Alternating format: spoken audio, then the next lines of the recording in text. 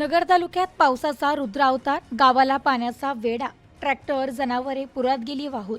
नगर तालुक्याच्या दक्षिण भागात मंगळवारी पावसाचा रुद्रावतार पाहायला मिळालाय। सुमारे 4 ते 5 तास चाललेल्या जोरदार पावसाने तालुक्यातील पूर्णा आणि वालुंबा नद्याचा पूर आला।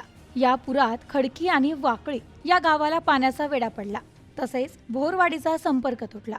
वाळकीच्या बाजार तळात पुराने पाणी घुसले। नदीच्या पुरात खडकीमधील 8 जण अडकले। पुरामुळे नगर 2 मार्ग 50 वर्षात प्रथमच वाहतुकीसाठी बंद झाला। दरम्यान सायंकाळी उशिरापर्यंत खडकी गावातील 10 आणि वाळकी गावातील 15 अशा 25 नागरिकांना सुरक्षित हलवण्यात आले, अशी माहिती जिल्हा प्रशासनाकडून देण्यात आली आहे। मंगळवारी सकाळी 11 वाजता तालुक्यातील पिंपळगाव, कोड, कामरगाव, भोरवाडी, अकोळनेर, अस्तगाव, घोसपुरी, सारोळा, कासार, देऊळगाव आदी परिसरात जोरदार पावसाला सुरुवात झाली।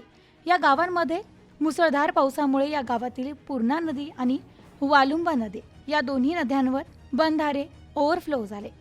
तर पावसामुळे पूर्णा नदीला, तर पिंपळगाव, कोड आणि कामरगाव या गावातील पावसामुळे वालुंबा नदीला पूर आला। नगर 2 मार्गावर असणाऱ्या खडकी गावात या दोन्ही नद्यांचा संगम होतो। या दोन्ही नद्यांच्या पुराने पाणी खडकी गावात शिरल्याने खडकीला पुराचा वेढा पडलाय। या ठिकाणी लष्कराच्या वतीने मदत कार्य राबविण्यात येत आहे। यात खडकी येथून 10 आणि वाकळी येथून 15 जणांना सुरक्षित ठिकाणी हलविण्यात आले आहे।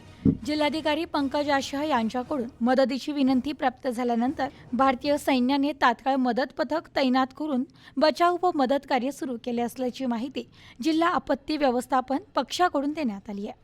तर यामध्ये कामरगाव, पिंपळगाव तलाव ओव्हरफ्लो झाला। कामरगाव, पिंपळगाव व कोडा येथील पाझर तलाव जोराचा पावसाने ओव्हरफ्लो झाला। Bureau report, news today 24, Ahilyanagar.